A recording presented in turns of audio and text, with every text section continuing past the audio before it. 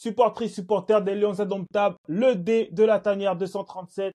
Aujourd'hui, vidéo hors catégorie. Je vous l'avais dit que souvent j'allais faire des petites vidéos comme ça qui vont sortir du football et on va parler de l'actualité sportive autre que le football du Cameroun. Et là, bien sûr, les gars, il fallait que je parle du combat de Francis Ngannou. Je tape les gens pour vivre. C'est ça que je fais comme profession. Fallait que j'en parle. Fallait que j'en parle, les amis. Alors, j'ai pas fait le débrief Kenya-Cameroun tout simplement parce qu'en fait, j'ai pas vu le match le jour même. Je l'ai vu 2 jours en retard. Et j'ai vu un peu les débriefs des uns et des autres. J'ai suivi les spaces. Je ferai un débrief à froid, détaillé, où on va vraiment rentrer dans les détails dans les quelques jours qui vont suivre. Mais là, il fallait que je parle de Francis Ngannou. Il fallait que je parle de Francis Ngannou parce que je pense que c'est le combat, même si je pense que tous ces combats sont des événements, celui-ci après le fait qu'il ait gagné la ceinture UFC, après son combat contre l'organisation l'UFC, sa signature au PFL, les 2 combats de boxe et maintenant son retour au PFL après le drame qui lui est arrivé, je pense qu'il faut que je vous tease un peu. Il faut que je vous tease un peu parce que le combat, c'est samedi et c'est un match qu'il faut pas louper, les amis. C'est un match qu'il faut pas louper. Alors, Francis Ngannou face à Renan Ferreira.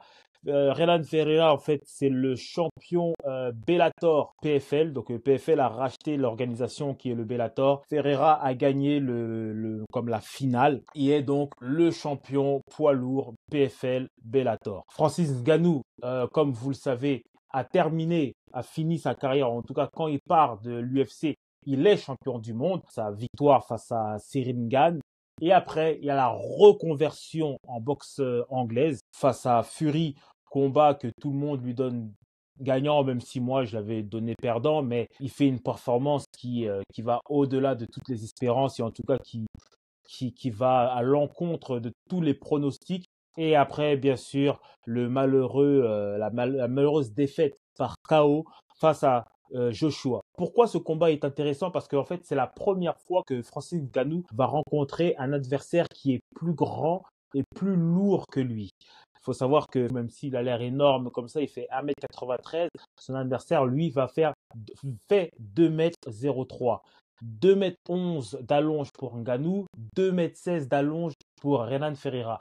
Il n'a jamais rencontré quelqu'un de plus grand et de plus gros que lui en MMA. La seule fois qu'il a rencontré quelqu'un de plus grand que lui, c'était en boxe anglaise face à qui? Tyson Fury. Tyson Fury qui fait, je pense, 2m1 et qui, bien sûr, était plus lourd que Francis Ngannou, même si ça ne se voit pas comme ça parce que Tyson Fury a un peu on va dire, comme on dit, un corps dégueulasse. Mais oui, Tyson Fury était beaucoup plus imposant en réalité que Francis Ngannou. Donc, première fois qu'il va rencontrer quelqu'un de plus grand et plus gros que lui. Maintenant, il y a aussi la question que tout le monde se pose, c'est est-ce que le fait que Francis Ngannou ait fait 2 combats, parce que ça fait 2 ans qu'il fait de la boxe, donc il ne s'entraîne exclusivement qu'en boxe anglaise, est-ce que, on va dire, est-ce qu'il a perdu ses automatismes en MMA? Bon, je pense que le MMA, c'est comme le vélo, ça s'oublie pas.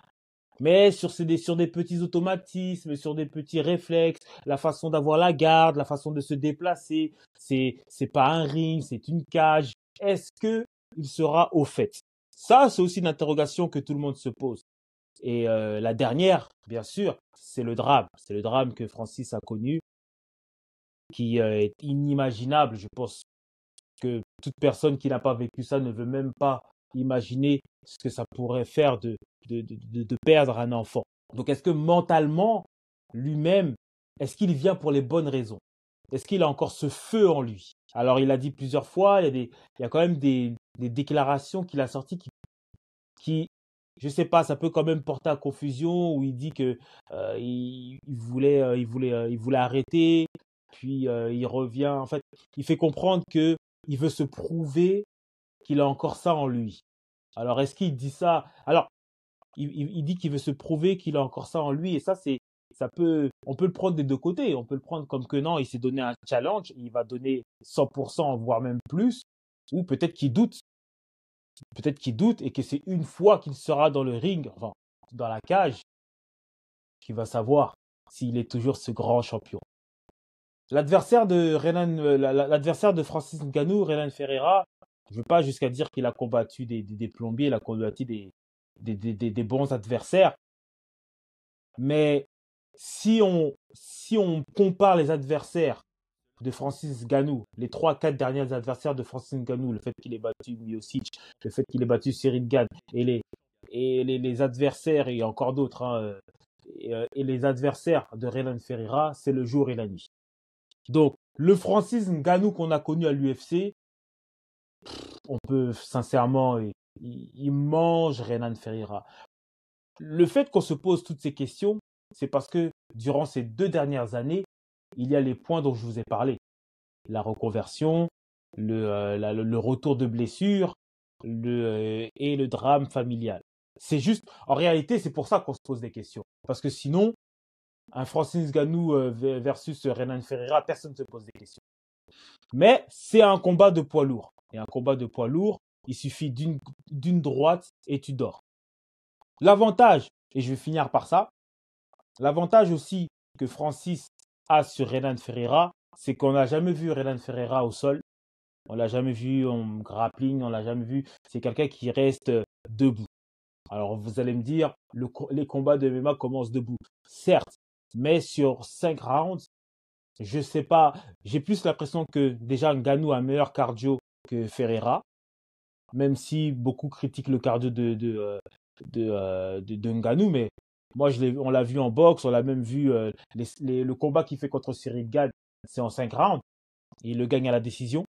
Donc en termes de cardio, pour moi, Ngannou a un meilleur cardio que Ferreira. Et aussi, pour moi, Ngannou est beaucoup plus complet que Ferreira. Même si, bien sûr, la spécialité de Ngannou, c'est debout. C'est-à-dire que c'est le striking, c'est les patates. Il tape les gens pour vivre.